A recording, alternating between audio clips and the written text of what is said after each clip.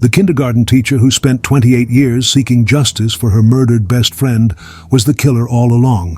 Rebecca Stone had fooled an entire Kentucky community for nearly 3 decades, organizing memorial services, fighting for environmental justice, and teaching hundreds of children, all while knowing she had bludgeoned her closest friend to death with a tire iron and dumped her body in a toxic creek. But on that October morning in 1996, when Jasmine Rivers was found floating face down in the cold black waters of Blackwater Creek, nobody suspected the soft-spoken teacher who wept at the crime scene and promised to never stop fighting for answers. Before we reveal how this shocking deception finally came to light, don't forget to subscribe to 24 Hours True Crime and hit the notification bell so you don't miss our latest investigations into cases that will change how you think about trust forever. The Appalachian Mountains of eastern Kentucky had witnessed plenty of violence over the generations.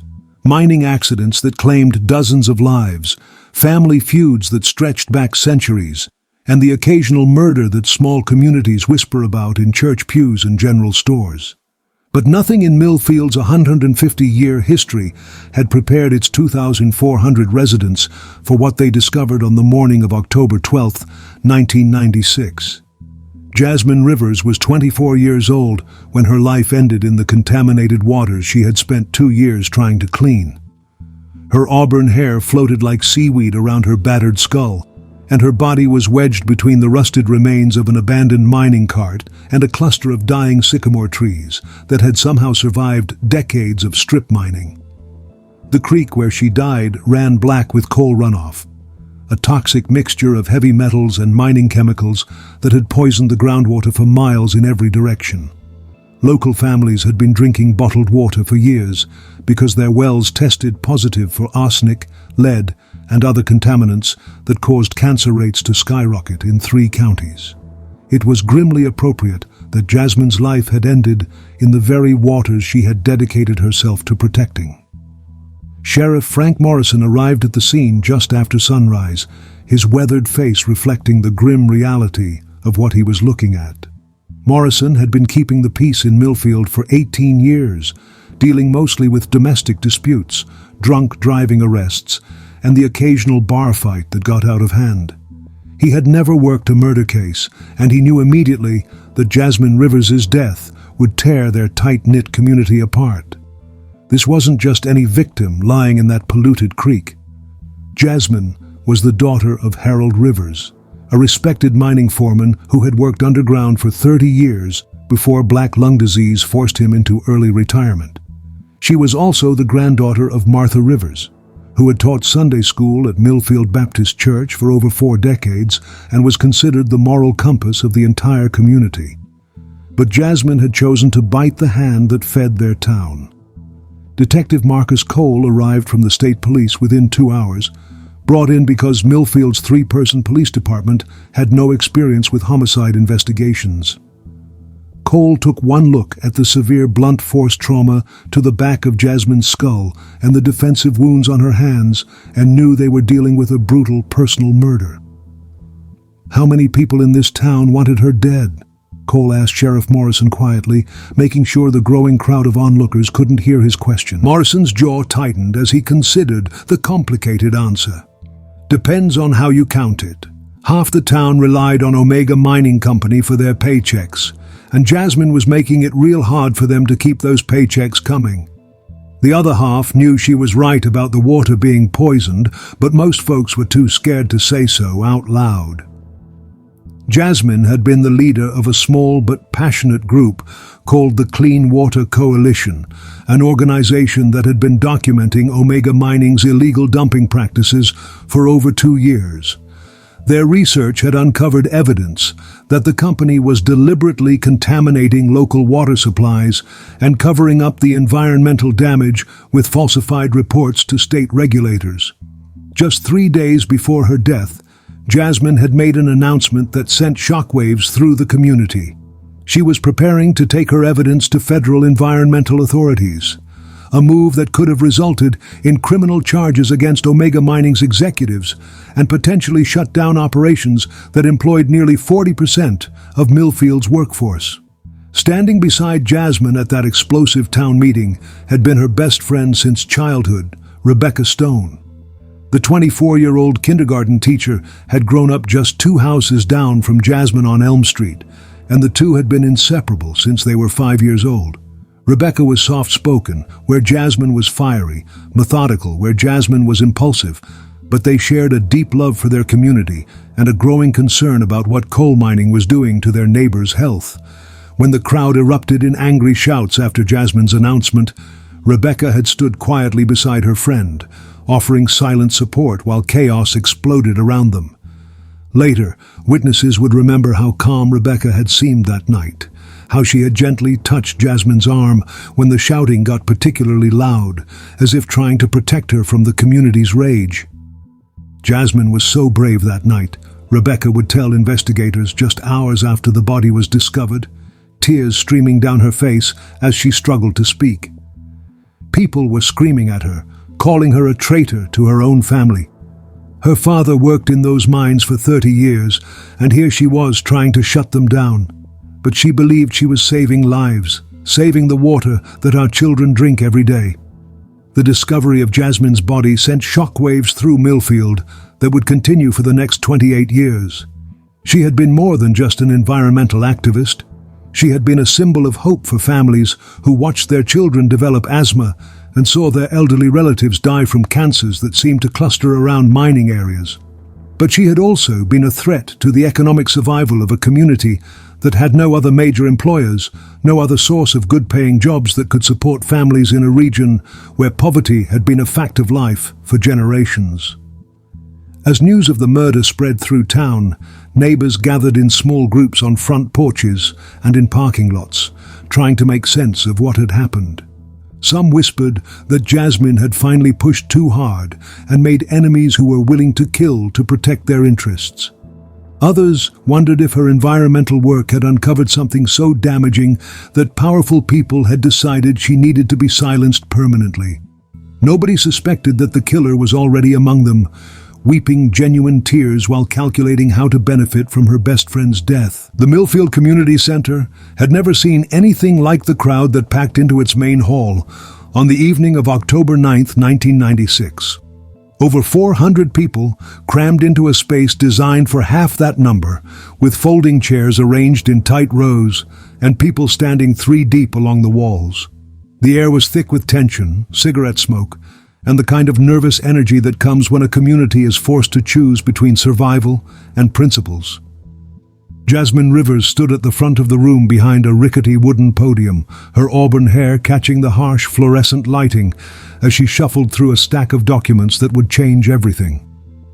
Beside her sat Rebecca Stone, hands folded neatly in her lap, wearing the same patient expression she used when listening to kindergarten students struggle through reading assignments. To most people in that room, the 2 young women represented different sides of the same coin. Jasmine was the firebrand, passionate, outspoken, willing to take on powerful interests regardless of the consequences.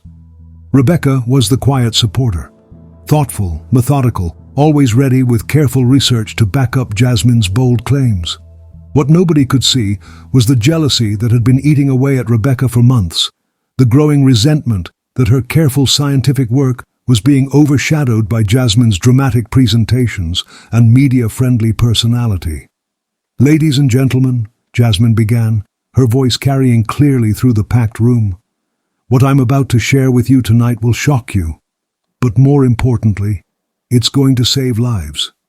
She held up a thick manila folder filled with photographs, water test results, and internal Omega Mining Company documents that had taken her 2 years to compile. The evidence showed a deliberate pattern of illegal dumping, falsified environmental reports, and cover-ups that went all the way to the company's executive offices in Louisville. "Omega Mining has been poisoning our water for over a decade," Jasmine continued, her voice growing stronger as she hit her stride. "They've been dumping toxic waste directly into Blackwater Creek, lying to state inspectors, and bribing local officials to look the other way while our children develop asthma and our grandparents die from cancers that could have been prevented." The reaction was immediate and explosive. Half the room erupted in applause, while the other half started shouting angry objections. Mining families who depended on Omega for their paychecks felt personally attacked, while families dealing with health problems felt vindicated by Jasmine's research. Before we continue with this explosive town meeting, don't forget to subscribe to 24 Hours True Crime and hit the notification bell so you don't miss our latest investigations into cases that will keep you questioning everything you think you know about your own community. William Thorne, Omega Mining's CEO, had driven down from Louisville specifically to attend the meeting. He was a large man in an expensive suit who looked completely out of place in the community center, but his presence sent a clear message that the company was taking Jasmine's accusations seriously. "Miss Rivers," Thorne interrupted, his voice cutting through the chaos, "you're making some very serious allegations without understanding the economic realities of this region. Omega Mining employs over 800 people in this county alone. We provide health insurance, retirement benefits, and stable incomes for families who would have no other options if we weren't here." Jasmine didn't back down. "Mr. Thorne, your company has been making profits while poisoning the very people you claim to care about. I have documented evidence of at least 47 violations of federal environmental law, and I'm prepared to take that evidence to the EPA, the Justice Department, and anyone else who will listen." The threat hung in the air like smoke from the coal processing plant that dominated Millfield's skyline. Federal intervention could mean criminal charges, massive fines, and potentially the shutdown of operations that formed the economic backbone of the entire region. Danny Walsh, Jasmine's on-and-off boyfriend, who worked as a heavy equipment operator for Omega, stood up from his seat near the back of the room. His face was red with anger and embarrassment as he addressed the woman he claimed to love. "Jasmine, you're going to destroy this whole town," he called out, his voice shaking with emotion. "My daddy worked in those mines for 35 years. My grandfather died in a cave-in, trying to feed his family. You can't just throw away everything we've built here because you think you know better than everyone else." Rebecca watched the confrontation with growing satisfaction, though she was careful to maintain her expression of supportive concern. This was exactly what she had hoped would happen. Jasmine was finally revealing herself to be the reckless, glory-seeking troublemaker that Rebecca had always known her to be. But Rebecca's satisfaction turned to alarm when Jasmine made the announcement that would seal her fate. "I've made my decision," Jasmine declared, raising her voice above the shouting crowd. "Tomorrow morning, I'm driving to Louisville to meet with federal investigators. This evidence is going to the authorities whether you support me or not. Our children's health is more important than protecting a company that's been lying to us for years." The crowd exploded into chaos. People were shouting, pushing, and pointing fingers as decades of suppressed tensions finally boiled over. Sheriff Morrison and his deputies moved through the crowd, trying to restore order before the meeting turned into a full-scale riot. Rebecca reached over and gently touched Jasmine's arm, the same gesture that witnesses would remember as a sign of friendship and support. But the touch was calculating rather than comforting. Rebecca was already planning how to stop her best friend from destroying everything she had worked for. That night, as the crowd filed out of the community center and families went home to argue about what Jasmine's federal investigation would mean for their futures, Rebecca Stone began preparing for murder.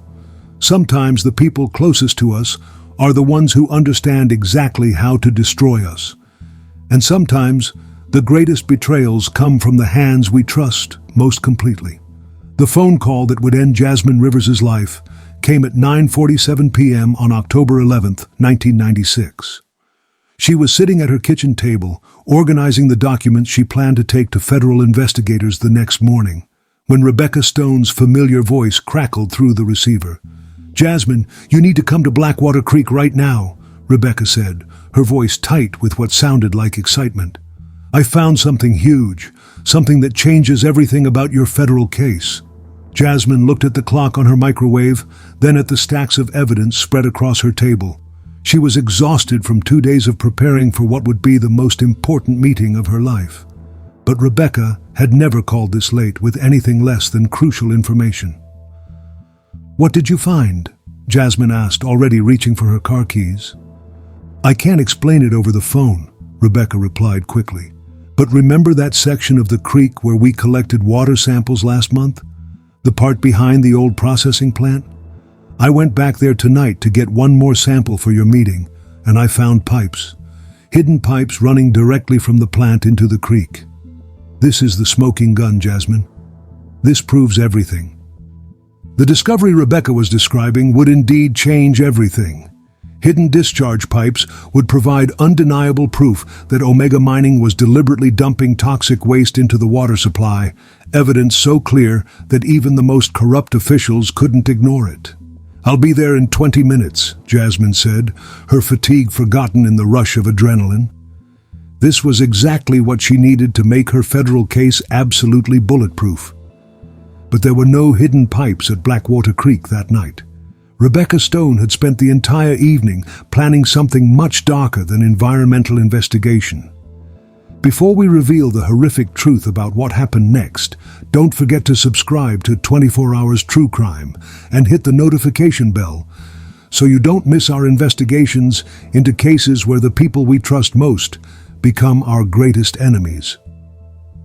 Rebecca had been preparing for this moment since the explosive town meeting 2 nights earlier. While Jasmine had gone home energized by the confrontation and more determined than ever to pursue federal intervention, Rebecca had gone home consumed with rage and desperation. For 2 years, Rebecca had been conducting careful, methodical research into the health impacts of coal mining on local children. She had documented respiratory problems in her kindergarten students, compiled medical records showing increased cancer rates, and built relationships with environmental scientists who could validate her findings. But when Jasmine burst onto the scene with her dramatic evidence of criminal activity, Rebecca's patient scientific work had been pushed aside. Media outlets wanted to interview Jasmine, not Rebecca. Environmental organizations offered funding for Jasmine's legal battle, not Rebecca's health study. Graduate programs that Rebecca had been hoping to get into suddenly seemed more interested in the charismatic activist than the quiet teacher. The final insult had come 3 days ago when Professor Helen Garrett from the University of Kentucky had called to tell Rebecca that a major environmental foundation wanted to provide funding for continued research, but only if Jasmine was the lead investigator. "Your health data is valuable," Professor Garrett had explained apologetically, "but Jasmine's criminal evidence is what's capturing national attention right now. The foundation feels that combining your research with her legal case would create a more compelling narrative for their donors." That phone call had been the breaking point. Rebecca had spent 2 years building the foundation for everything Jasmine was now claiming credit for, and she was being asked to step aside and let her best friend take the spotlight once again. Rebecca had driven to Blackwater Creek earlier that evening, not to collect water samples, but to select the perfect location for murder. The section of creek behind the old processing plant was isolated, accessible by a dirt road that rarely saw traffic after dark, and surrounded by dense woods that would muffle any sounds of struggle. She had brought a tire iron from her garage, a heavy steel tool that would deliver the kind of devastating blow she needed while being easy to dispose of afterward. She had also brought a flashlight, latex gloves stolen from the school's first aid supplies, and a detailed mental plan for exactly how she would make Jasmine's death look like an accident or an attack by unknown assailants. When Jasmine's headlights appeared on the dirt road at 10:15 p.m., Rebecca felt a strange sense of calm settle over her. For months, she had been consumed with jealousy and resentment. But now that the moment had arrived, she felt only cold determination. Jasmine parked her Honda Civic near the creek bank and walked toward Rebecca with the same trusting smile she had worn since they were children, playing in these same woods. "Where are these pipes you found?" Jasmine asked, pulling a flashlight from her jacket pocket. "This could be exactly what we need to shut them down permanently." Rebecca led her friend toward a cluster of large rocks near the water's edge, the tire iron hidden behind her back. "They're right over here," she said calmly. "You have to get close to see where they connect to the processing plant." When Jasmine bent down to examine the area Rebecca was pointing to, Rebecca raised the tire iron and brought it down with all her strength against the back of her best friend's skull. The sound of metal striking bone echoed across the water like a gunshot. Jasmine collapsed immediately, blood pouring from the massive wound in her head. But she wasn't dead. She was trying to crawl away from Rebecca, making small whimpering sounds that cut through the night air like wounded animal cries. Rebecca looked down at her childhood friend, the person who had shared her secrets, comforted her through heartbreaks, and trusted her completely, and felt nothing but satisfaction that her plan was working. She raised the tire iron again and struck 2 more times, until Jasmine Rivers stopped moving forever. The cleanup took Rebecca nearly 2 hours. She dragged Jasmine's body to the edge of the creek and pushed it into the black water, watching it float downstream toward the area where morning fishermen would discover it. She threw the tire iron into the deepest part of the creek, where it sank into the toxic sludge that coated the bottom. She carefully collected Jasmine's car keys and drove the Honda to a parking lot behind the town library, where it would be found the next day and add to the mystery of what had happened. Then she walked the 2 miles back to her own car, using the time to rehearse the shocked, grieving performance she would give when police questioned her. By the time Rebecca Stone arrived home at 1:30 a.m., she had already begun transforming from Jasmine's killer into Jasmine's most devoted mourner. The transition would prove so convincing that it would fool an entire community for 28 years. Sometimes the people we trust most completely are the ones studying us most carefully, learning our weaknesses and planning our destruction. And sometimes the greatest evil comes not from strangers in the darkness, but from the familiar hands that have held ours since childhood. Tom Bradley had been fishing Blackwater Creek since he was 8 years old, back when the water ran clear and you could actually catch trout instead of the mutated bottom feeders that were all that survived in the toxic soup the creek had become. On the morning of October 12, 1996, he was hoping to catch enough bass to feed his family dinner when he spotted something floating near the old mining cart that had been rusting in the creek for 30 years. At first, he thought it was a dead deer. Wildlife casualties were common around the mining operations, and Tom had seen plenty of animals that had drunk from contaminated water sources and died slow, painful deaths. But as he waded closer, the terrible truth became clear. The auburn hair floating like seaweed around the battered skull belonged to Jasmine Rivers. Tom stumbled backward through the knee-deep water, his fishing rod forgotten as he scrambled up the muddy bank toward his truck.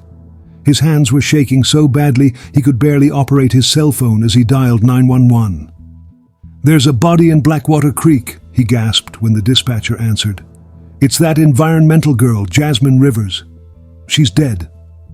Sheriff Frank Morrison arrived at the scene within 15 minutes, followed quickly by the volunteer fire department and Deputy James Sullivan, who took one look at the body and immediately secured the area as a crime scene.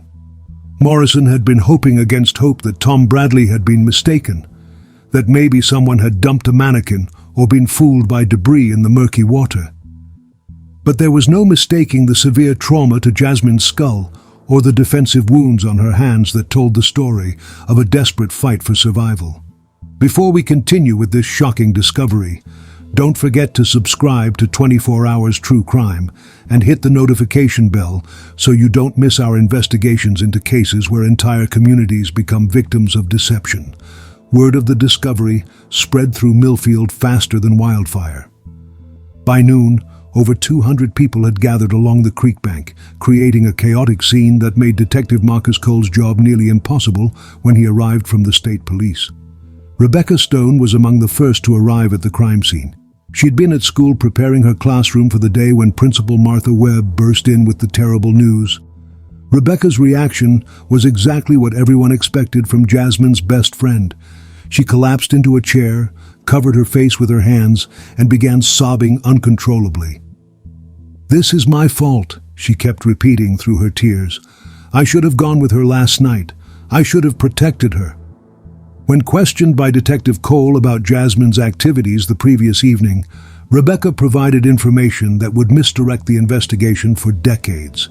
She told investigators that Jasmine had mentioned receiving threatening phone calls from anonymous callers who warned her to stop her environmental work. She was scared, Rebecca said, her voice breaking with what appeared to be genuine grief. People had been calling her house at all hours, telling her that troublemakers who didn't know their place sometimes had accidents.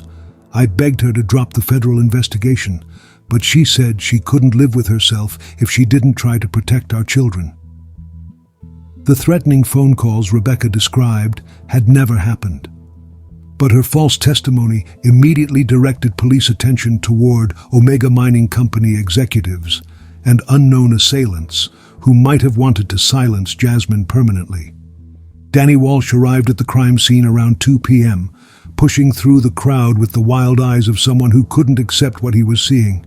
When he saw Jasmine's body being loaded into the coroner's van, he broke down completely, falling to his knees in the mud and screaming her name. His emotional reaction, combined with their volatile relationship history, immediately made him a prime suspect in Detective Cole's investigation. Rebecca watched Danny's breakdown with calculated satisfaction. Every tear he shed, every desperate denial he made, helped deflect attention away from the real killer who stood among the mourners, playing her role perfectly. The crime scene yielded frustratingly little physical evidence. The toxic water had washed away most forensic traces, and the rural location meant there were no witnesses to interview. Detective Cole collected what samples he could, but 1996 technology would prove inadequate to analyze the microscopic evidence that would eventually solve the case 28 years later. As the investigation began in earnest, Rebecca Stone started the most convincing performance of her life. 28 years of playing the grieving best friend while knowing she was the killer everyone was searching for. Sometimes the most dangerous predators are the ones who understand exactly how to blend in with the other victims, and sometimes the greatest crimes are committed by those who know exactly how to manipulate our sympathy and trust. Detective Marcus Cole had worked enough murder cases to know that when someone threatens a victim publicly just days before their death, that person usually becomes suspect number one.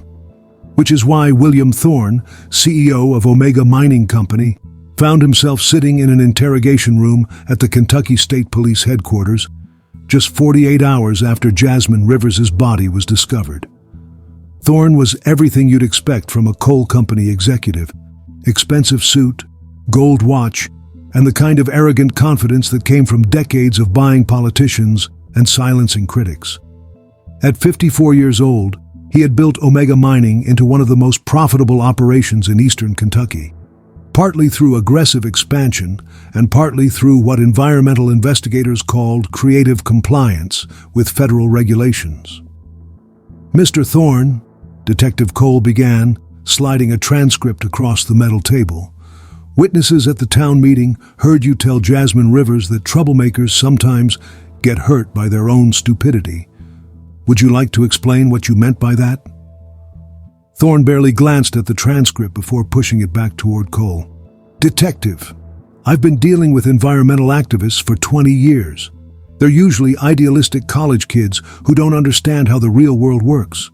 My comment was about economic consequences, not physical threats.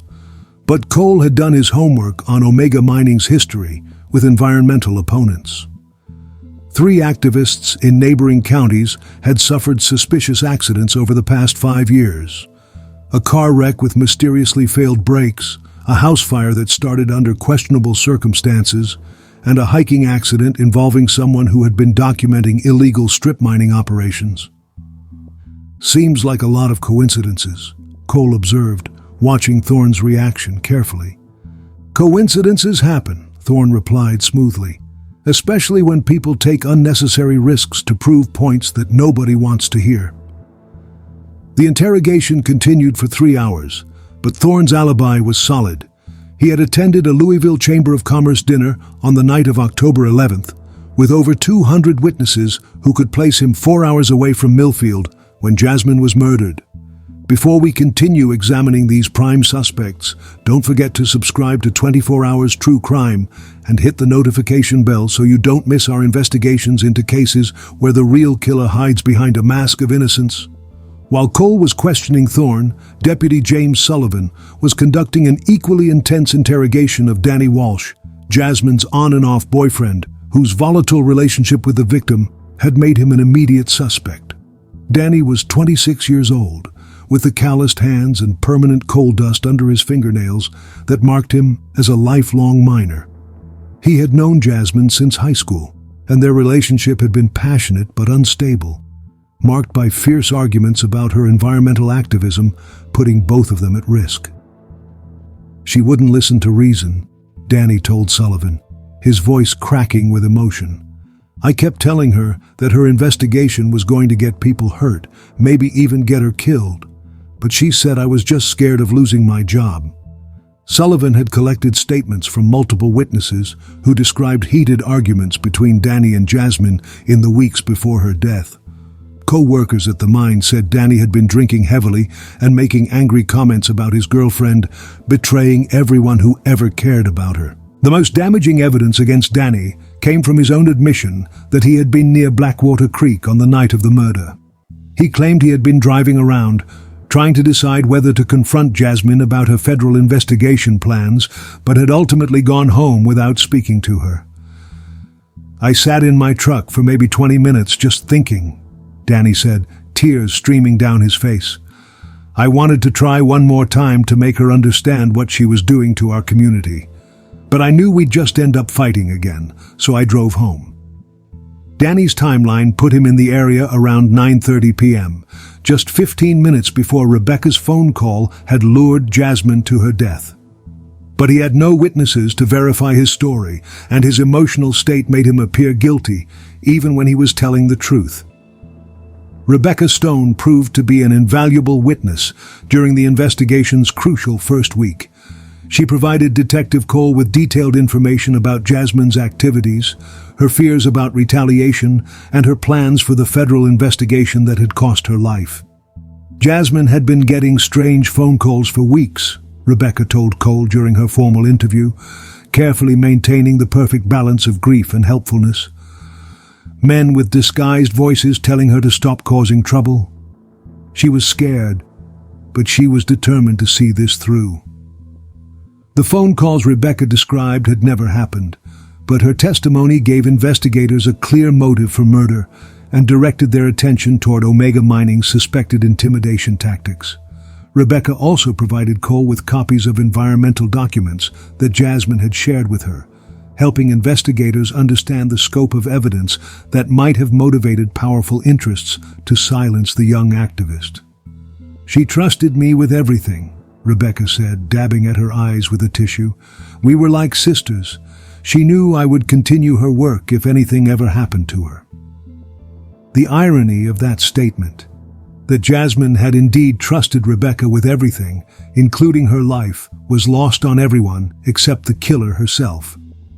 As the investigation focused on Thorne's corporate connections and Danny's relationship issues, Rebecca Stone began positioning herself as the grieving friend who would carry on Jasmine's legacy. She attended every briefing with investigators, organized community support for the family, and started talking about taking over leadership of the Clean Water Coalition. The most obvious suspects aren't always the guilty ones, but they're often the perfect cover for someone smart enough to hide in plain sight while pointing fingers at everyone else. The investigation into Omega Mining Company's possible involvement in Jasmine Rivers' murder consumed Detective Marcus Cole for weeks, leading him down a rabbit hole of corporate intimidation tactics, environmental cover-ups, and political corruption that seemed to confirm every suspicion about powerful interests silencing their critics. Cole's team uncovered a disturbing pattern of harassment directed at environmental activists throughout eastern Kentucky. Phone records showed that Omega Mining had hired a private security firm called Blackstone Protective Services, which specialized in what they euphemistically called opposition research on environmental groups. Blackstone's methods included surveillance of activists' homes, background checks designed to find embarrassing personal information, and what internal documents described as pressure campaigns designed to make environmental work too costly and dangerous to continue. They were definitely targeting her, Cole told Sheriff Morrison as they reviewed boxes of documents subpoenaed from Omega Mining's corporate offices. Jasmine Rivers had a file that was 3 inches thick. They knew her daily routines, her friends, her financial situation, even her boyfriend's work schedule.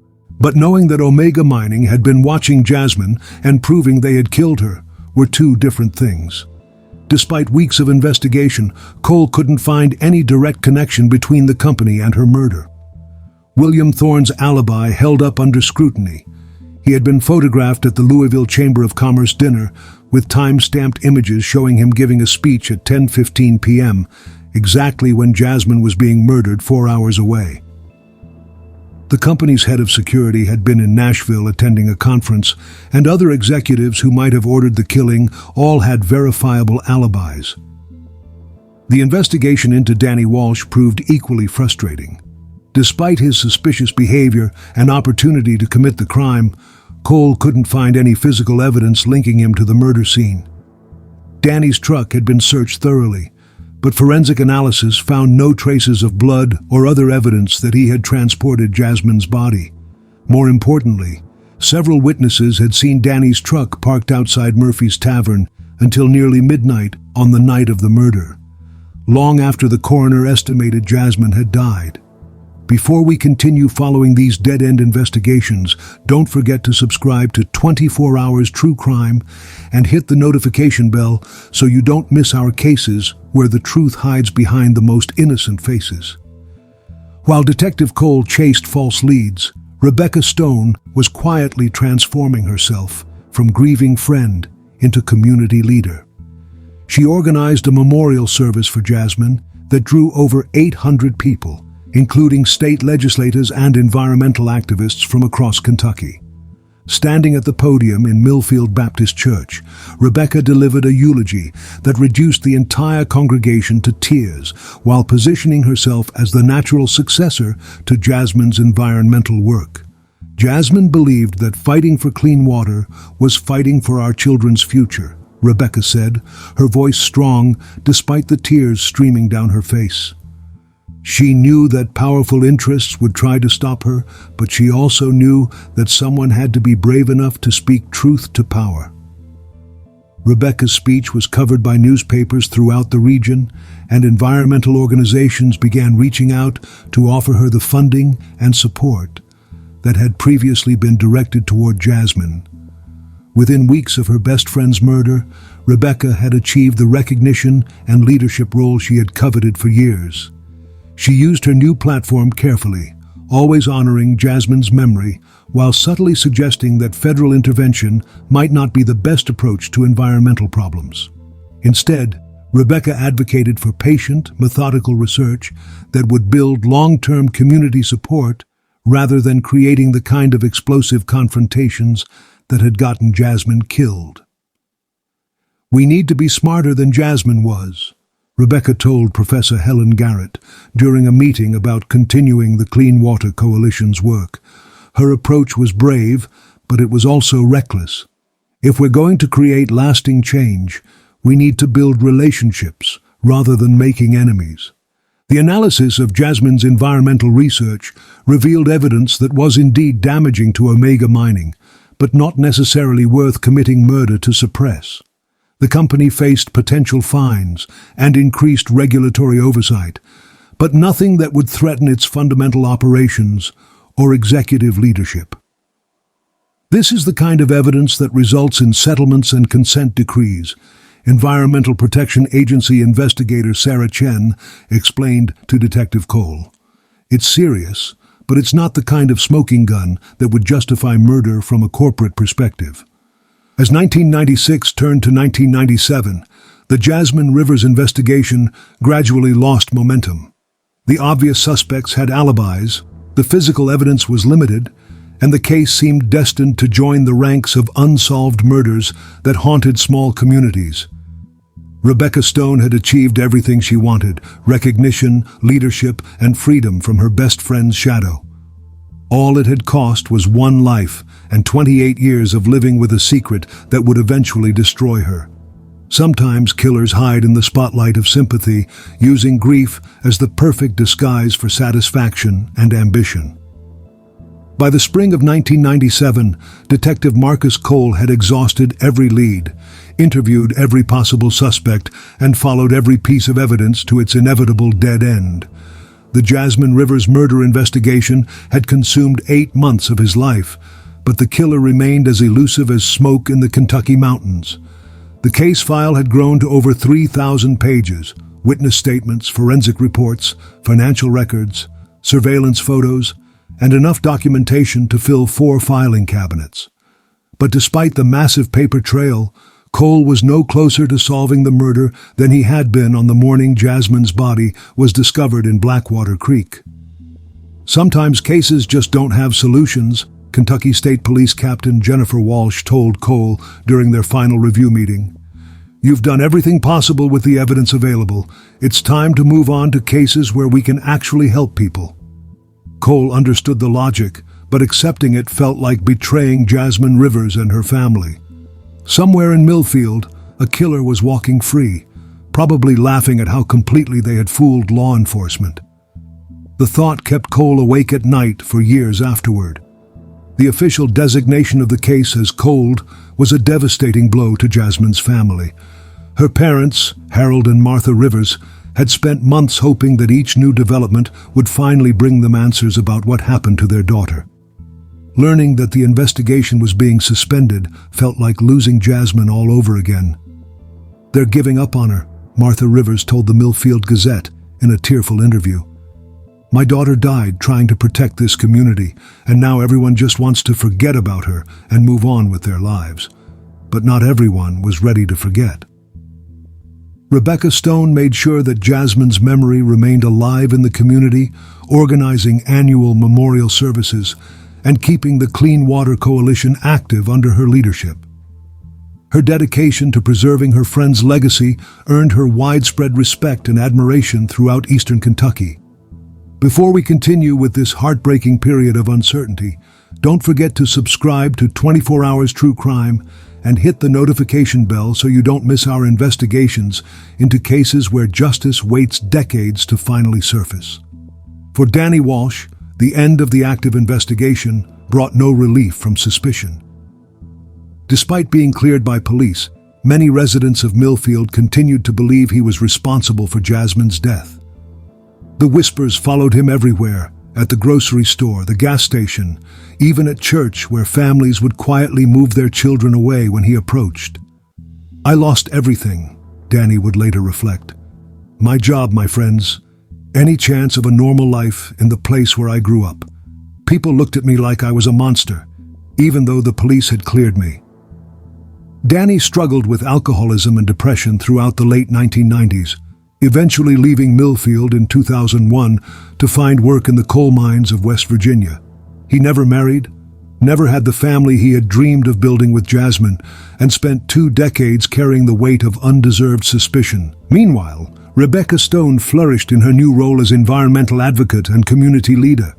She expanded the Clean Water Coalition's research projects, testified before the state legislature about mining industry abuses, and became a sought-after speaker at environmental conferences throughout the Southeast.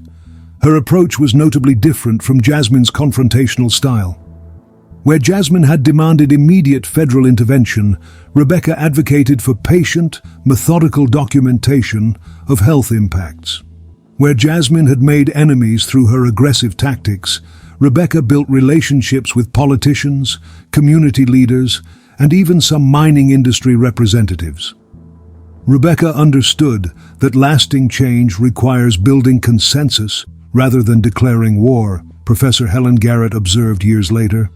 She was everything Jasmine could have become if she had learned to temper her passion with political wisdom. The irony was devastating. Rebecca had killed her best friend partially out of jealousy over leadership of the environmental movement, then used that murder to position herself as the wiser, more effective advocate that Jasmine had never been allowed to become. By 2000, most residents of Millfield had accepted that Jasmine Rivers' murder would never be solved. The case became part of local folklore, one of those tragedies that small communities carry with them while learning to move forward with their lives. Rebecca Stone had achieved the perfect crime. Not only had she gotten away with murder, but she had transformed that murder into the foundation for exactly the kind of respected leadership role she had always craved. Sometimes the most successful killers are those who understand that the best place to hide is in the spotlight of admiration and sympathy, building careers on the very crimes they committed. Rebecca Stone's transformation from small-town kindergarten teacher to nationally recognized environmental advocate took nearly 3 decades to complete.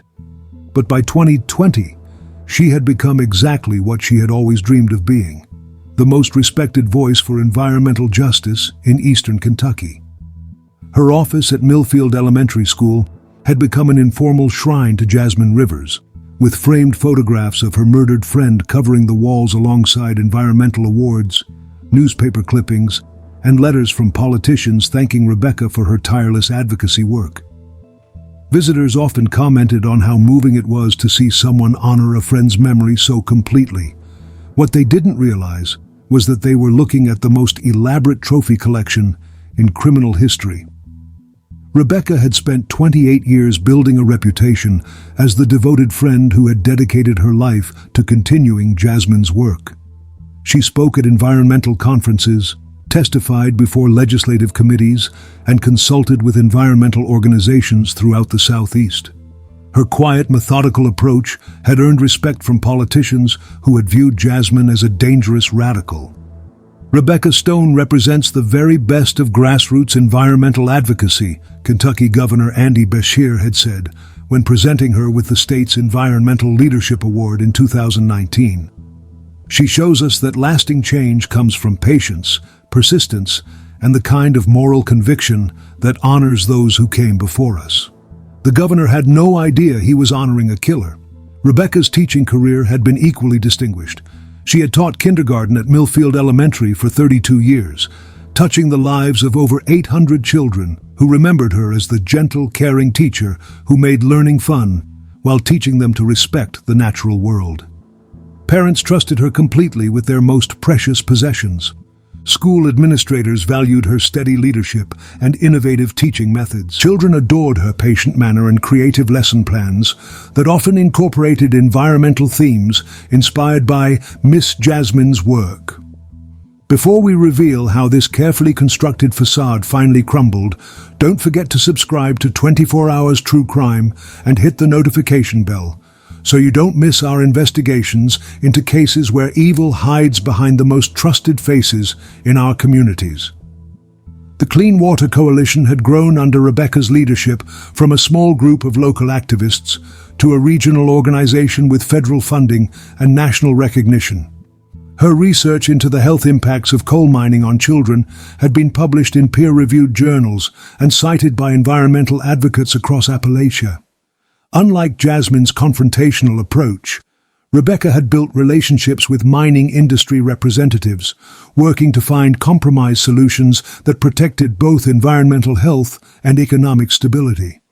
Her diplomatic style had earned praise from politicians who appreciated her willingness to work within existing systems rather than demanding revolutionary change.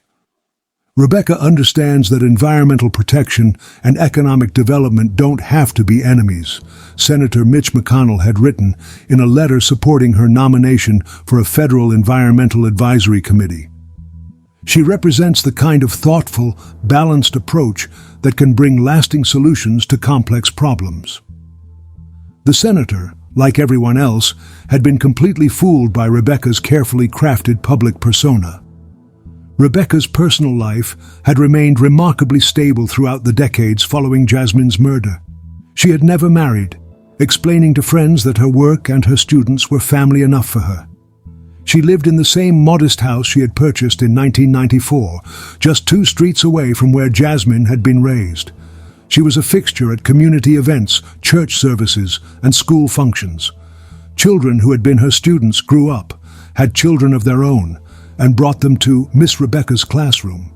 She was invited to every wedding, baptism, and funeral in Millfield, viewed as an honorary aunt by families throughout the community.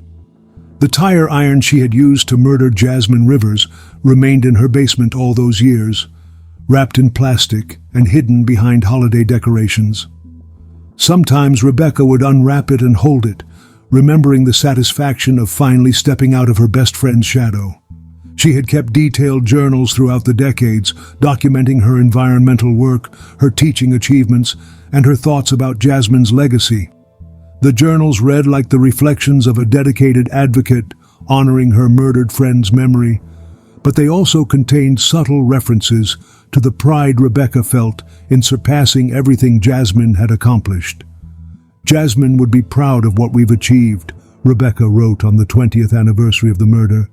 "Her sacrifice gave me the strength and purpose to become the advocate our community needed. Sometimes terrible losses lead to necessary transformations." The entry perfectly captured Rebecca's ability to reframe murder as martyrdom, transforming her crime into a noble foundation for her life's work. By 2024, Rebecca Stone had achieved everything she had killed for: recognition, respect, and the satisfaction of knowing that she had surpassed her victim in every way that mattered. She was beloved by hundreds of former students, respected by environmental advocates nationwide, and viewed by her community as a living saint who had transcended personal tragedy to serve others. All it had cost her was one life, one friendship, and 28 years of living with a secret that would eventually destroy everything she had built. Sometimes the most dangerous people are those who understand exactly how to transform evil into good works, using murder as the foundation for a lifetime of admiration and respect. Detective Lisa Harper had built her reputation on one simple principle: every piece of evidence tells a story, but sometimes it takes decades for technology to advance enough to understand what that story actually says. When the Jasmine Rivers cold case file landed on her desk in January 2024, Harper saw an opportunity to test that principle against one of Kentucky's most frustrating unsolved murders. At 35 years old, Harper had already solved 18 cold cases during her 7-year tenure with the Kentucky State Police Cold Case Unit. She specialized in cases where advances in DNA technology, database searches, and forensic analysis could breathe new life into investigations that had stalled due to technological limitations. The Rivers case intrigued her for a reason that had nothing to do with environmental politics or small-town dynamics. After reading through 3,000 pages of investigative reports, Harper had identified a fundamental problem with the original investigation. Every person with a clear motive to kill Jasmine Rivers also had an alibi that had been thoroughly verified. Someone wanted this woman dead badly enough to bash her skull in and dump her body in a creek, Harper told her partner, Detective Kevin Torres, as they reviewed the case files in their Frankfurt office. But every obvious suspect was somewhere else when she died. That tells me we're missing something important. The original investigation had been thorough within the limitations of 1990s forensic science. Detective Cole had collected blood samples, fiber evidence, and trace materials from the crime scene, but the DNA testing available in 1996 required larger samples and cleaner evidence than the degraded materials recovered from Blackwater Creek. Harper's first step was to review every piece of physical evidence that had been collected but never fully analyzed. The evidence room at the Kentucky State Police headquarters contained dozens of items from the Rivers case: soil samples, fabric fragments, and biological materials that had been preserved but never subjected to modern forensic techniques. The breakthrough came from an unlikely source: a small plastic evidence bag that had been stored in the back of a freezer for 28 years.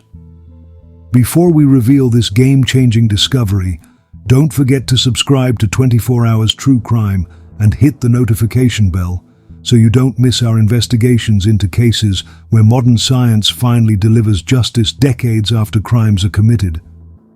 The bag contained fingernail scrapings that had been collected during Jasmine's autopsy, but deemed too small for analysis using 1996 DNA technology.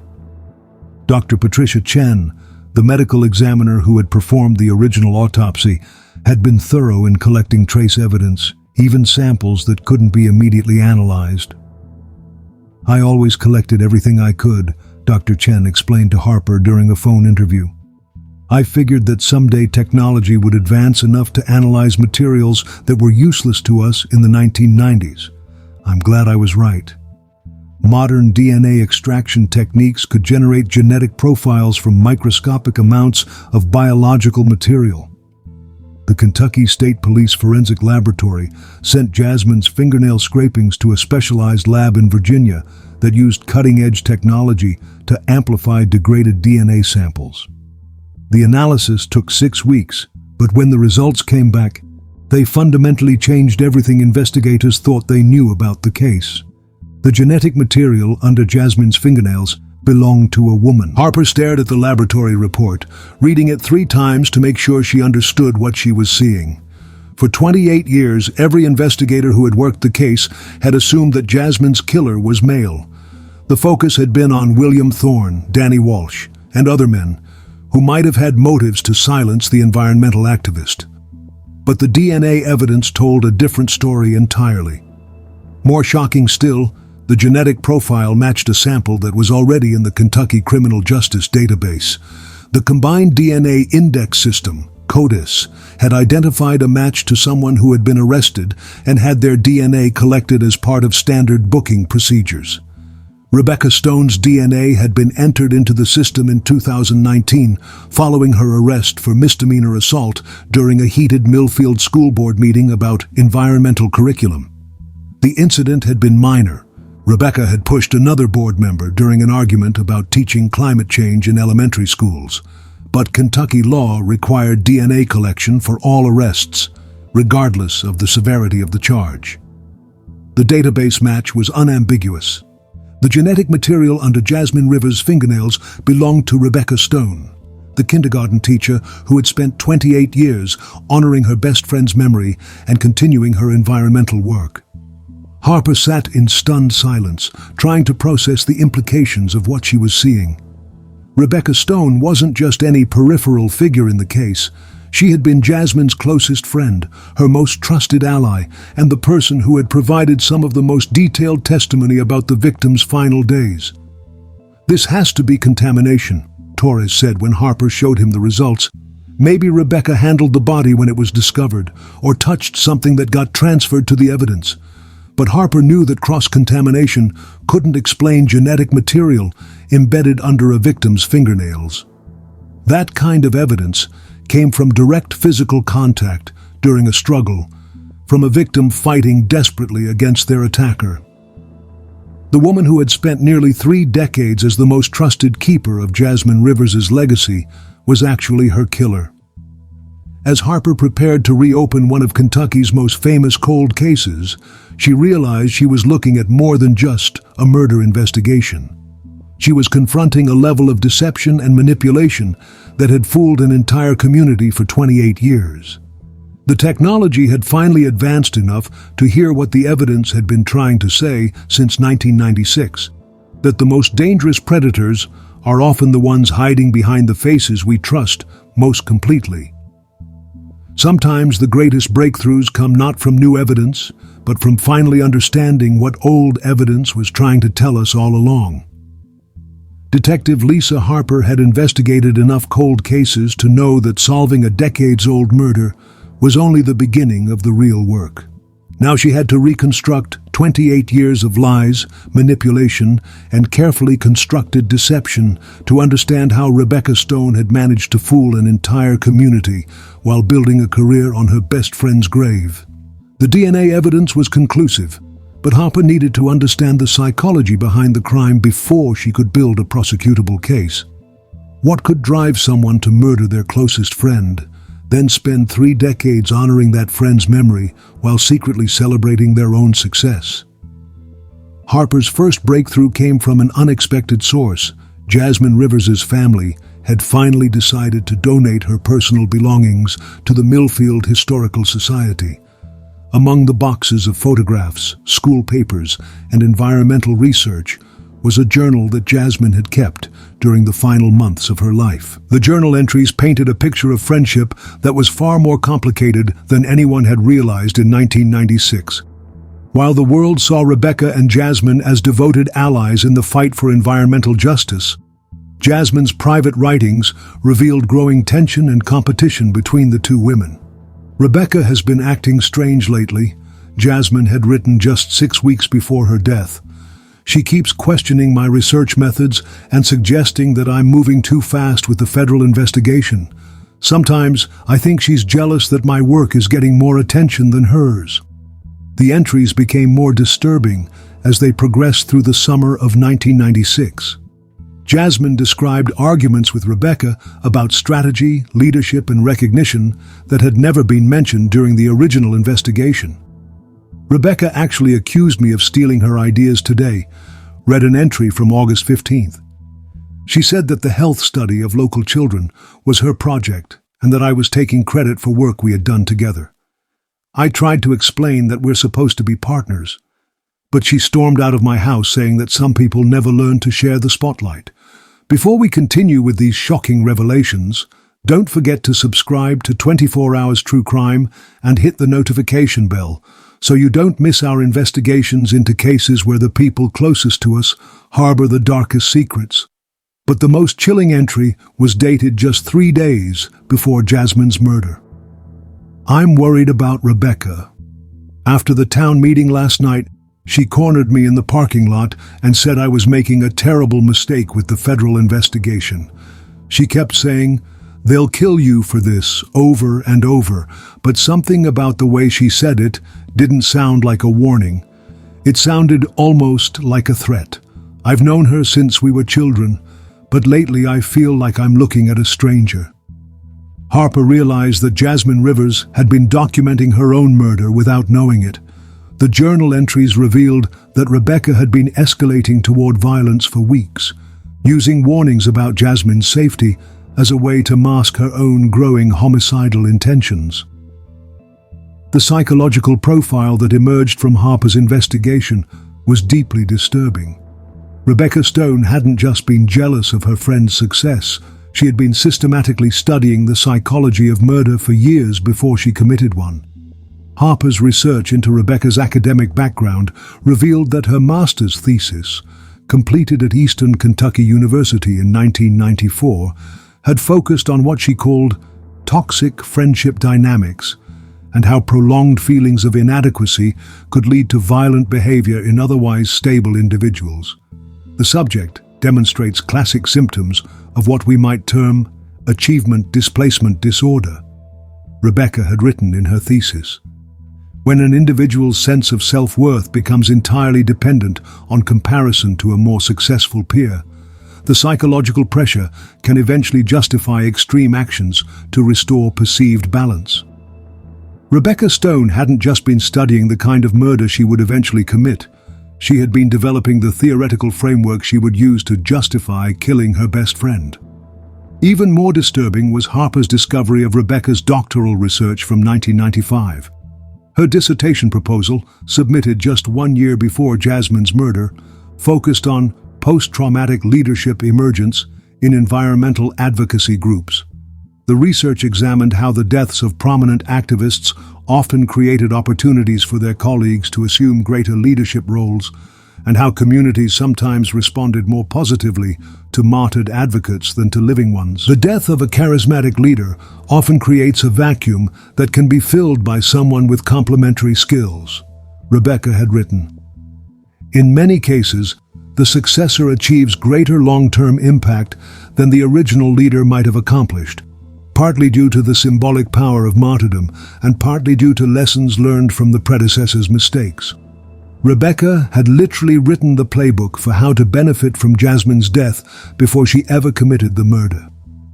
Harper's investigation also revealed that Rebecca had been secretly competing with Jasmine for academic opportunities and professional recognition throughout their friendship.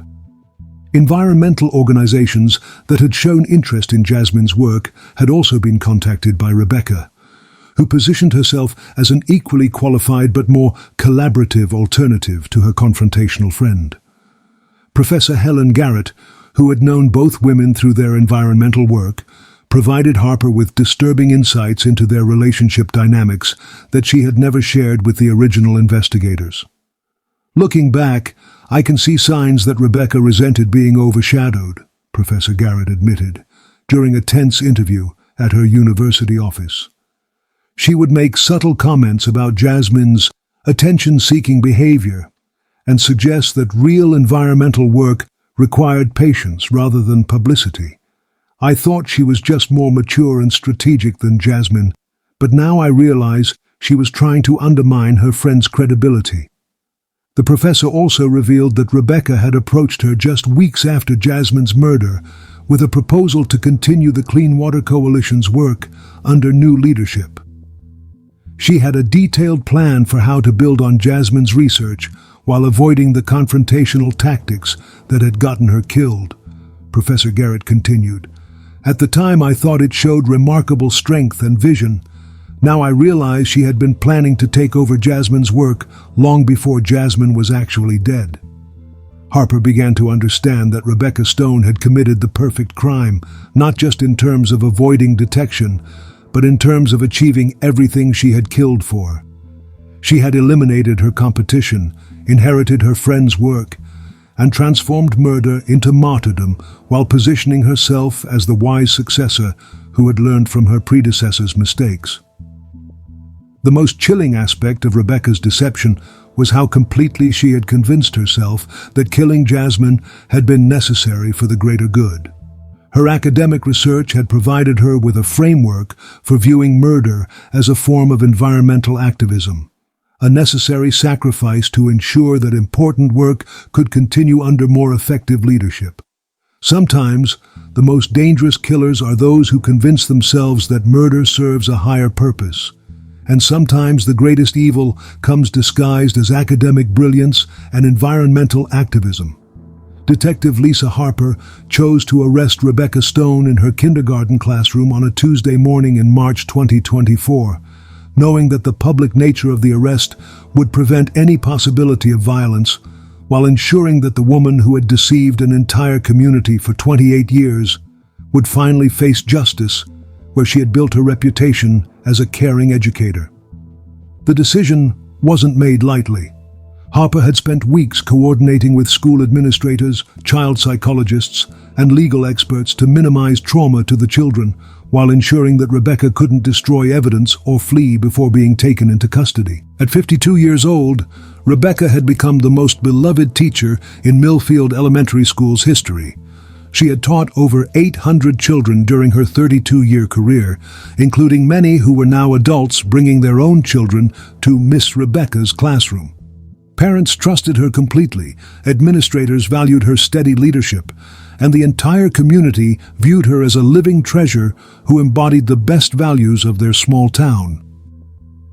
None of them knew they were about to watch a killer be arrested. Harper positioned herself outside the classroom window at 9:15 a.m., watching Rebecca lead her 18 kindergarten students through their morning reading circle. The children sat cross-legged on a colorful carpet, looking up at their teacher with the kind of adoration that only 5-year-olds can show for adults they trust completely. Rebecca was reading from a picture book about environmental conservation, her voice gentle and patient, as she helped struggling readers sound out difficult words. There was something deeply disturbing about watching this caring, nurturing scene while knowing that the same hands guiding children through their lessons had once bludgeoned a woman to death with a tire iron. Principal Martha Webb knocked on the classroom door at 9:30 a.m., exactly as Harper had requested. Rebecca looked up from her book with mild curiosity, the same calm expression she had maintained for nearly 3 decades. "Miss Rebecca," Principal Webb said carefully, "there's someone here who needs to speak with you. Could you dismiss your class for early recess?" Rebecca's face showed no alarm, only the professional concern of a teacher being interrupted during instruction time. She closed the book and smiled at her students with genuine warmth. "Boys and girls, we're going to have a special early recess today," she announced. "Please line up quietly at the door and remember to use your walking feet in the hallway." The children obeyed immediately, the kind of perfect classroom management that comes from decades of experience and genuine connection with students. As they filed out of the room, several stopped to hug Rebecca's legs, receiving gentle pats on their heads in return. Before we continue with this shocking arrest, don't forget to subscribe to 24 Hours True Crime and hit the notification bell so you don't miss our investigations into cases where the people we trust most with our children hide the darkest secrets. When the last child had left the classroom, Harper entered with backup officers from the Kentucky State Police. Rebecca remained seated at her reading chair, hands folded in her lap, showing the same patience she demonstrated when helping children work through difficult problems. "Rebecca Stone," Harper began, reading from the arrest warrant, "you're under arrest for the murder of Jasmine Rivers. You have the right to remain silent. Anything you say can and will be used against you in a court of law." The transformation in Rebecca's expression was immediate and chilling. The mask of gentle concern that she had worn for 28 years simply melted away, replaced by something cold and calculating that reminded Harper exactly why she was there. "What evidence could you possibly have after all these years?" Rebecca asked, her voice completely devoid of the warmth she had shown her students just minutes earlier. Harper explained about the DNA analysis, watching Rebecca's face carefully for any sign of genuine surprise or denial. Instead, she saw only the quiet resignation of someone who had always known this moment might eventually come. "I suppose it was inevitable," Rebecca said with unsettling calm. "I always wondered if modern technology would eventually catch up with old evidence." The arrest sent immediate shockwaves through Millfield Elementary School. Teachers who had worked alongside Rebecca for decades struggled to process what they were seeing. Children who glimpsed their beloved teacher being led away in handcuffs burst into tears, unable to understand why Miss Rebecca was being taken away by police officers. Parents began arriving at the school within hours, demanding explanations and reassurance that their children were safe. Many refused to believe that Rebecca could be guilty of murder, convinced that there had been some terrible mistake or misunderstanding. "This is impossible," said Jennifer Martinez, whose daughter was in Rebecca's current class. "Miss Rebecca is the most caring person I've ever known. She's dedicated her entire life to children and environmental justice. There's no way she could hurt anyone." The reaction from Rebecca's former students was equally devastating. Adults who remembered Rebecca as the teacher who had shaped their early education and inspired their love of learning felt betrayed and confused by the revelation that their childhood role model was actually a killer. The news spread through Millfield faster than wildfire. By noon, the elementary school was surrounded by news trucks, concerned parents, and community members who couldn't process what they were hearing about one of their most respected citizens. Rebecca Stone's arrest marked the end of nearly 3 decades of deception, but it also marked the beginning of a community's struggle to understand how completely they had been fooled by someone they had trusted with their most precious possessions, their children. Sometimes, the people we trust most with our children are the ones who understand exactly how to manipulate that trust to hide their darkest secrets. And sometimes the most caring public personas are carefully constructed masks worn by those who have committed unforgivable crimes. The interrogation of Rebecca Stone took place in a sterile conference room at the Kentucky State Police headquarters in Frankfort, 3 days after her arrest shocked the community of Millfield. Detective Lisa Harper had questioned dozens of killers during her career, but she had never confronted someone who had spent nearly 3 decades living a lie with such apparent serenity. Rebecca sat across from Harper, wearing the same calm expression she had maintained since her arrest, occasionally sipping from a cup of coffee as if they were discussing lesson plans rather than murder. Her demeanor was so controlled that Harper wondered if she was dealing with someone who had completely disconnected from reality. "Rebecca, we have your DNA under Jasmine's fingernails," Harper began, placing the laboratory report on the table between them. "We know you killed her. What I want to understand is why." Rebecca studied the report for several minutes, nodding slightly as if she was reviewing a student's homework assignment. When she finally looked up, her voice was completely devoid of emotion. "I loved Jasmine more than anyone else in the world," she said matter-of-factly. "That's exactly why I had to stop her." The confession that followed was one of the most chilling Harper had ever heard, not because of the violence described, but because of the cold rationalization that Rebecca used to justify murdering her best friend. Jasmine didn't understand what would happen if she went to federal authorities, Rebecca explained with the same patient tone she used to teach kindergarten students. She was going to destroy our entire community for the sake of an idealistic principle that would accomplish nothing except putting hundreds of families out of work. Harper pressed Rebecca for details about the murder itself, knowing that a detailed confession would be crucial for prosecution. Rebecca provided them willingly, describing the planning and execution of Jasmine's death with disturbing precision. "I called her that night and told her I had found evidence of hidden discharge pipes," Rebecca said, showing no emotional reaction to recounting her crime. "She trusted me completely, so she came to the creek without question. I brought a tire iron from my garage, something heavy enough to do what needed to be done." Before we continue with this shocking confession, don't forget to subscribe to 24 Hours True Crime and hit the notification bell so you don't miss our investigations into cases where killers justify the most heinous acts through twisted logic. The details Rebecca provided matched the physical evidence perfectly. She described striking Jasmine from behind, watching her fall, then hitting her 2 more times to ensure she wouldn't survive to identify her attacker. "She looked at me with such surprise when she was dying," Rebecca said with the same emotional detachment she had shown throughout the interrogation. "I think she finally understood that I was stronger than she had ever given me credit for." But the most disturbing aspect of Rebecca's confession wasn't her description of the murder. It was her explanation of the 28 years that followed.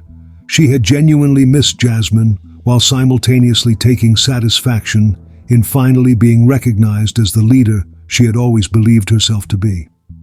"I honored her memory by becoming the advocate she never could have been," Rebecca explained. "Jasmine was too confrontational, too willing to make enemies. I was able to build relationships and achieve lasting change because I learned from her mistakes." Harper realized she was listening to someone who had convinced herself that murder was a form of environmental activism, a necessary sacrifice that had allowed important work to continue under more effective leadership. "Do you feel any remorse for what you did?" Harper asked. Rebecca considered the question for a long moment, her expression suggesting she was genuinely trying to provide an honest answer. "I regret that Jasmine had to die," she said finally. "But I don't regret that I was finally able to become the person I was meant to be. Sometimes terrible things happen so that necessary changes can be made." The confession revealed that Rebecca had never felt guilt about the murder itself, only fear of being caught and frustration that she couldn't fully enjoy her success without the constant worry of discovery. She described keeping the tire iron in her basement as a reminder of her strength and determination, occasionally unwrapping it to remember the moment when she had finally taken control of her own destiny. "I was tired of living in Jasmine's shadow," Rebecca said. "She got credit for ideas that were mine, recognition that should have been mine, opportunities that I deserved. Killing her wasn't about hatred, it was about justice." Rebecca Stone's confession revealed the mind of a killer who had spent decades justifying murder as career advancement, transforming her crime into a foundation for the life she had always wanted while convincing herself that she was actually honoring her victim's memory. Sometimes the most dangerous killers are those who convince themselves that murder serves a higher purpose, and sometimes the greatest evil comes disguised as dedication and service to others. The news of Rebecca Stone's confession spread through Millfield like poison in the water supply she had spent decades pretending to protect. Within hours of the interrogation details being released, a community that had spent 28 years trusting their most beloved teacher was forced to confront a horrifying reality. They had been deceived by someone they had entrusted with their children, their grief, and their hope for justice. Jennifer Martinez sat in her kitchen, staring at a photograph of her 6-year-old daughter Emma, hugging Rebecca at the previous year's Earth Day celebration. The image that had once filled her with pride now made her physically sick. "She held my baby," Jennifer whispered to her husband through tears. "Every day for 8 months, I sent Emma to that woman's classroom. I trusted her with the most precious thing in my life, and she's a killer." The horror wasn't limited to current parents. Rebecca had taught kindergarten for 32 years, meaning that hundreds of adults throughout eastern Kentucky were now grappling with the realization that their beloved childhood teacher was a murderer who had built her career on blood. Marcus Thompson, now 42 and a father of 3, had been one of Rebecca's first students in 1992. He remembered her as the teacher who had taught him to read, who had comforted him when his parents divorced, who had inspired his lifelong love of nature through environmental science projects. "She was like a second mother to me," Marcus told a local reporter, his voice breaking with emotion. "When my own family was falling apart, Miss Rebecca was the stable, caring adult who made me feel safe. Now I find out that those same hands that helped me with my homework had murdered someone just 4 years before I met her." The psychological impact on Rebecca's former students was devastating. Many described feeling as though their entire childhood had been built on a lie, that their most treasured memories were now contaminated by the knowledge of what their teacher had done. Before we continue exploring this community's trauma, don't forget to subscribe to 24 Hours True Crime and hit the notification bell so you don't miss our investigations into cases where entire communities become victims of deception. The damage extended far beyond individual families. The environmental movement that Rebecca had led for nearly 3 decades was suddenly viewed with suspicion and disgust by people who had once supported clean water initiatives. "How can we trust anything she accomplished when it was all built on murder?" asked Tom Bradley, the fisherman who had discovered Jasmine's body 28 years earlier. "Every environmental victory she claimed, every speech she gave, every award she received, it was all blood money." Environmental organizations throughout Kentucky found themselves scrambling to distance themselves from Rebecca's work. Funding dried up as donors worried about being associated with projects led by a killer. Legislation that Rebecca had helped draft was suddenly viewed as tainted by her involvement. Professor Helen Garrett, who had worked with both women in the original Clean Water Coalition, struggled with her own feelings of guilt and betrayal. "I recommended Rebecca for grants, speaking engagements, even academic positions," Professor Garrett said during a painful interview. "I helped build her reputation because I believed she was continuing Jasmine's work. Now I realize I was helping a killer profit from her crime." But perhaps no one was more vindicated and more damaged by Rebecca's confession than Danny Walsh, who had lived under suspicion for 28 years. At 54 years old, Danny had never recovered from the cloud of suspicion that had followed him since 1996. He had never married, had struggled with alcoholism and depression, and had been forced to leave Millfield for years because neighbors continued to view him as Jasmine's likely killer. 28 years, Danny said, sitting in his sparse apartment in West Virginia, where he had been working in coal mines since leaving his hometown. 28 years of people looking at me like I was a monster. I lost jobs, relationships, any chance of a normal life. My own mother went to her grave wondering if I had killed the woman I loved. Danny's vindication brought no joy, only the bitter satisfaction of finally being believed. The decades of false suspicion had destroyed his life just as thoroughly as if he had actually committed the crime. The institutional damage was equally severe. Millfield Elementary School faced a crisis of confidence as parents questioned whether adequate background checks had been performed and whether other staff members could be trusted. Several teachers requested transfers, unable to continue working in a building where a killer had taught for over 3 decades. The Kentucky Department of Education launched a comprehensive review of hiring practices and psychological evaluation procedures, trying to understand how someone capable of murder had been trusted with children for so long. "This case has shattered our assumptions about the people we allow to shape our children's lives," said Education Commissioner Jason Glass. We must examine every aspect of how we select, evaluate, and monitor the educators we entrust with our most vulnerable citizens. Church congregations, community organizations, and civic groups throughout eastern Kentucky found themselves questioning long-held beliefs about the people they had respected and followed. If Rebecca Stone could fool an entire community for 28 years, who else might be hiding dark secrets behind facades of respectability?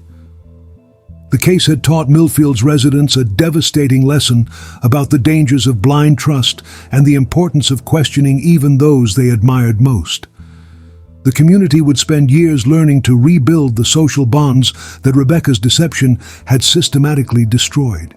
Sometimes the greatest crimes are not just the immediate harm they cause, but the way they poison trust, destroy faith in institutions, and leave entire communities wondering who else might be deceiving them behind masks of caring and dedication. The trial of Rebecca Stone began on September 23, 2024, in the Floyd County Courthouse, drawing national media attention and filling every available seat with community members, environmental activists, and journalists from across the country. The case had captured public fascination not just because of the decades-long deception, but because it raised fundamental questions about trust, manipulation, and how well we really know the people we admire most. Commonwealth's attorney Jennifer Marshall faced the unusual challenge of prosecuting someone who had confessed to murder but showed no remorse and genuinely believed her actions had been justified. Rebecca's detailed confession had made conviction almost certain, but Marshall wanted the trial to expose the full scope of deception that had fooled an entire community for 28 years. "Ladies and gentlemen of the jury," Marshall said during her opening statement, "the defendant sitting before you spent nearly 3 decades building a reputation as a saint while knowing she was actually a killer. She didn't just take Jasmine Rivers' life, she stole 28 years of truth from this community and built her career on the foundation of murder." The prosecution's case was overwhelming in its scope and detail. In addition to Rebecca's recorded confession and the DNA evidence that had initially broken the case, investigators had uncovered a trail of manipulation and deception that spanned decades.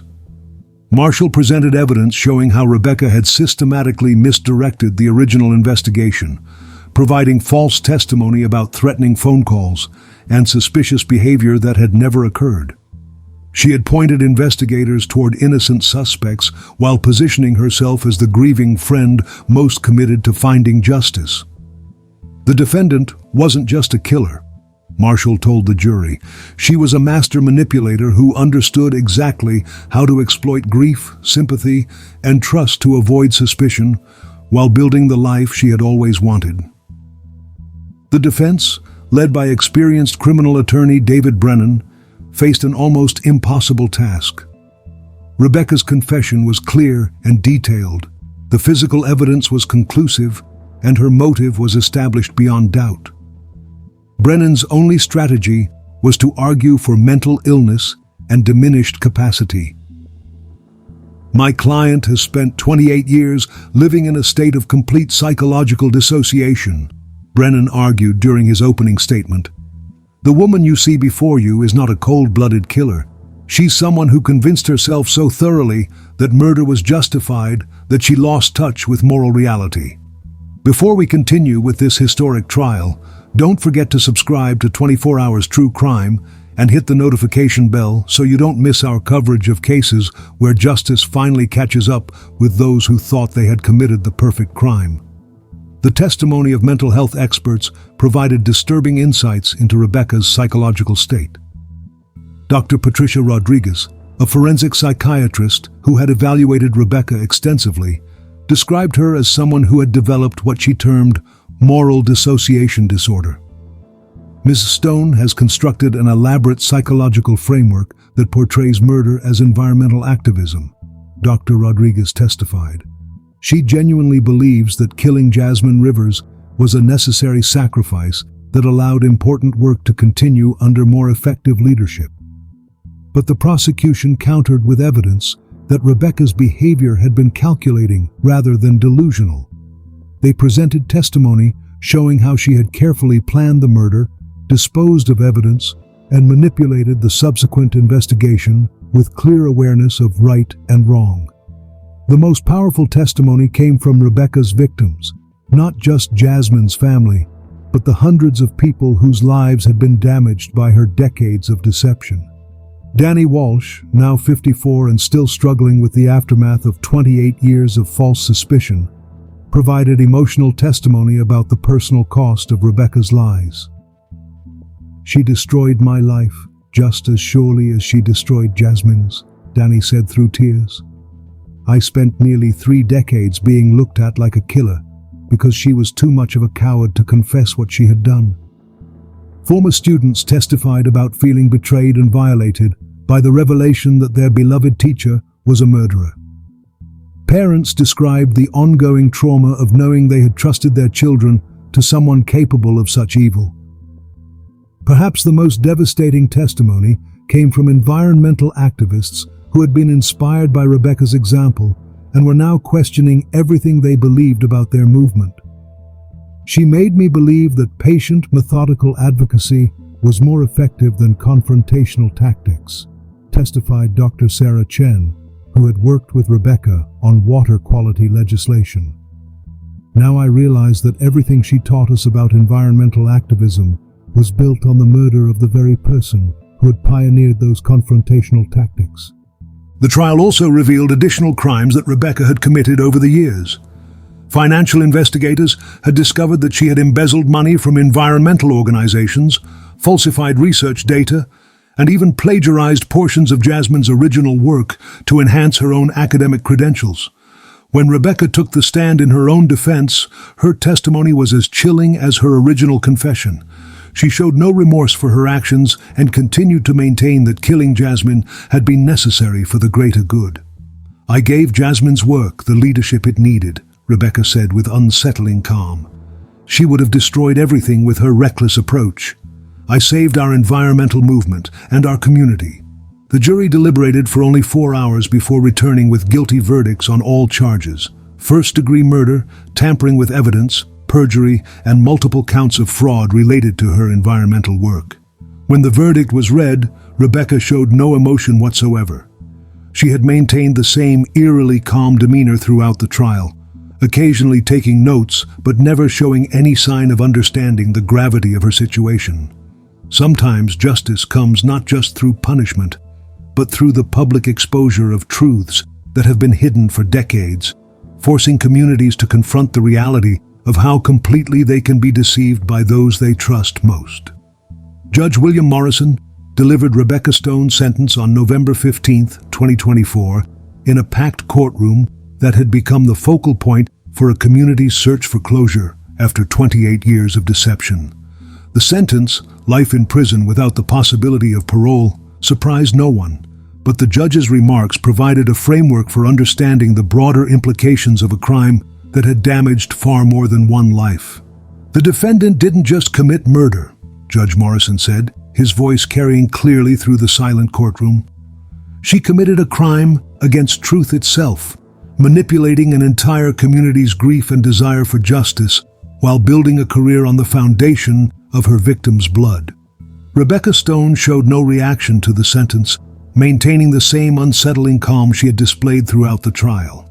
As court officers led her away in handcuffs, she looked back at the packed gallery with what observers described as mild curiosity, as if she was studying the faces of people she had successfully deceived for nearly 3 decades.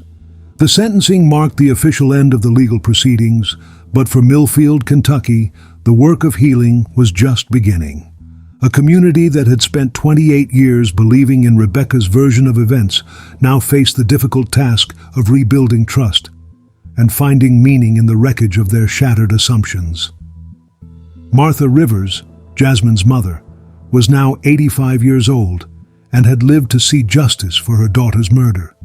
Her statement to the court provided a heartbreaking perspective on the cost of Rebecca's deception. "She held my hand at Jasmine's funeral," Martha said, her voice barely above a whisper. "She promised me that she would never stop fighting for answers. For 28 years, She comforted me with lies while knowing exactly what had happened to my baby. The environmental movement in eastern Kentucky faced its own reckoning. Organizations that had been built on Rebecca's leadership found themselves questioning the legitimacy of their accomplishments and struggling to regain public trust. Before we conclude this shocking case, don't forget to subscribe to 24 Hours True Crime and hit the notification bell so you don't miss our future investigations into cases where justice prevails despite decades of deception. A memorial garden was established at Millfield Elementary School in Jasmine Rivers' honor, funded by donations from across the country. The garden featured native Kentucky plants and a bronze plaque with Jasmine's photograph, alongside a quote from one of her environmental research papers. "Clean water is not a political issue, it's a human right that transcends all other considerations." The memorial served as a reminder of what had been lost, but also as a symbol of hope that truth could eventually triumph over deception. Detective Lisa Harper, whose technological breakthrough had finally solved the case, was promoted to head the Kentucky State Police Cold Case Unit.